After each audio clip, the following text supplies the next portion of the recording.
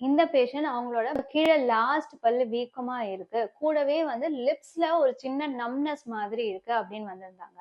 இவங்களுடைய விஸ்டம் டூத்தை பார்த்தீங்கன்னா அது வளர்ந்துட்டு இருக்கு. எக்ஸ்ரே எடுத்து பார்க்கும்போது விஸ்டம் டூத்தை சுத்தி ஒரு பெரிய நீர் கட்டி இருந்தது, சிஸ்ட்ன்னு சொல்லுவோம். சிஸ்ட் மாதிரி ஒரு நீர் கட்டி இருந்தது. அந்த நீர் கட்டி கீழே இருக்கிற நர்வ், அதாவது இந்த ஜா போனுக்கு சப்ளை பண்ற நரம்புல போய் அழுத்திட்டு இருந்தது. ஸோ அந்த நீர் கட்டி அவ்வளோ பெருசா வளர்ந்து அந்த நரம்பு அழுத்துறதுனாலதான் அவங்களோட லிப்ஸ்ல ஒரு நம்னஸ் மாதிரி ஒரு ஆல்டர்ட் சென்சேஷன் இருந்தது.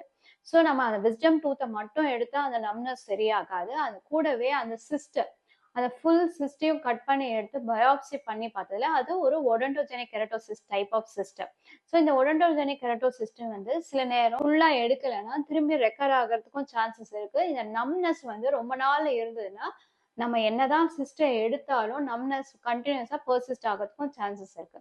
ஸோ உங்களுக்கு இந்த மாதிரி விஸ்டம் டூத்ல பெயினோ இல்லை நம்னஸ் இருந்தால் இம்மீடியட்டா போய் அதுக்கான ட்ரீட்மெண்ட் எடுத்துக்கோங்க.